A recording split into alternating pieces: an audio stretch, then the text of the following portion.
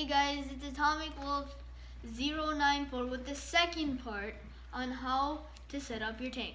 This time, I'm going to talk about the fish I have right now. If you haven't seen my last video, you should probably check that out and come here. It'll make a whole lot more sense. So anyways, the fish I have are one opaline gourami. They get about 6 inches. And they're semi-aggressive. All of these are semi-aggressive, and I recommend that because if one's like a cichlid and the other ones are like semi-aggressive, they'll pick on the cichlid a lot, and then the cichlid won't be able to like fight back. And the gouramis, to tell the difference between male and the females, are the male has a sharp cut-off fin, and the female has a more rounded cut-off fin. So if you're a breeder and you just want to know this, it's very helpful. After that, I have four tiger barbs and 2 green barbs. The only reason I mixed the 2 species is because if I'm going to add any fish later on, like any green barbs later on, the tiger barbs won't have any problem because they're already used to them. Tiger barbs usually get about 2 inches at max, and to tell the difference between the male and the female is the male has a sharper body while the female is more rounded. After that, I have 2 koi angelfish.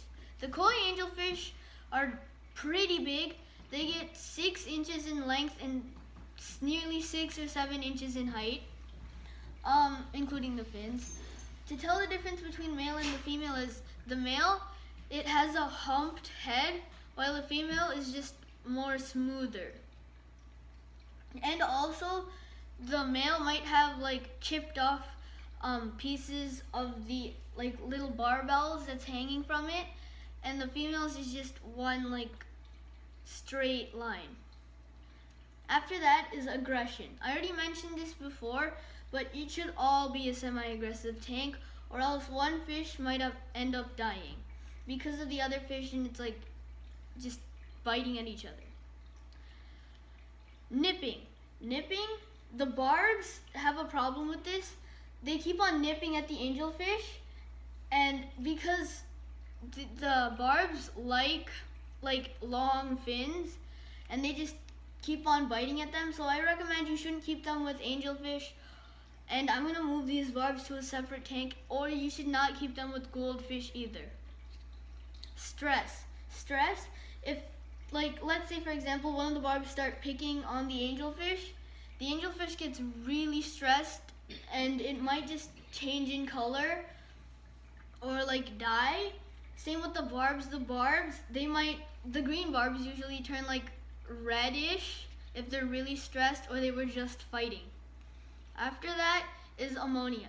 Ammonia is the most dangerous thing that could be in your tank. It's one of the main causes of a fish's death in the water. Ammonia breaks down into nitrite. Nitrite is also really dangerous, but thankfully ammonia can be broken down using bacteria. That's why you need lots of dark spaces and lots of surfaces they can grow on. And nitrite breaks down into nitrate. Algae, don't get confused with algae and bacteria. Algae is just growing on the sides of your tank or any other available surface. If it's growing on the front of if it's growing all over your tank, just scrub the front side of the tank so you can have a clear view of the fish, just not the other sides, because the algae also do the same work as the bacteria, and it's really good.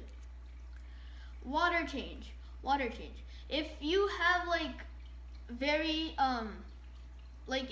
if you test your water, which I'm going to talk about later, if you test your water and you find out that you have lots and lots of ammonia, you have to change at least 25 to 50% of the water, and you have to like slowly pour the water back, or else that'll cause stress.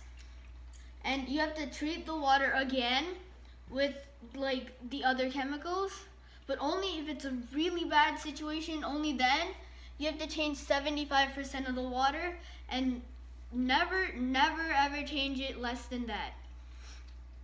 After that, water testing. There's water testing test strips.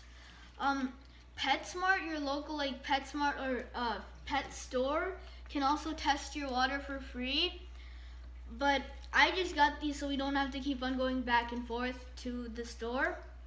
So the test strips test out nitrite, nitrate, alkaline, pH, which is hydrogen, hardness, which is basically how much minerals are in your city water, and chlorine.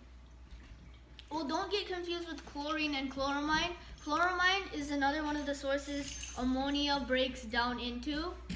For chloramine, you should just change the water. It's like everything else. So for nitrates, change water. Nitrate, change water. Hardness. Hardness, these people sell water pillows, which decreases the hardness of the water. And you can also add reverse osmosis water. After that, there's chlorine, change water and treat it. Alkalinity, you can also change the water. 0 to 40, that's good. Like usually, if some other thing is like 0, like pH, then it's really bad. But if anything else except from the pH is 0, that's good. pH.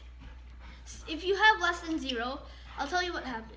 If you have less than 0, if you have 0 or something less than 6.2, it turns into acid and it just starts killing your fish. The ideal level is 6.8 to 7.2. If it goes higher, it turns into alkaline. After that is main source, ammonia. Ammonia, like almost every other effect, 0 is the best. 0 to 0.5 is the best type. If you go anywhere near 6.0, your fish have a high risk of dying. So that's end of part 2 for how to set up your fish tank.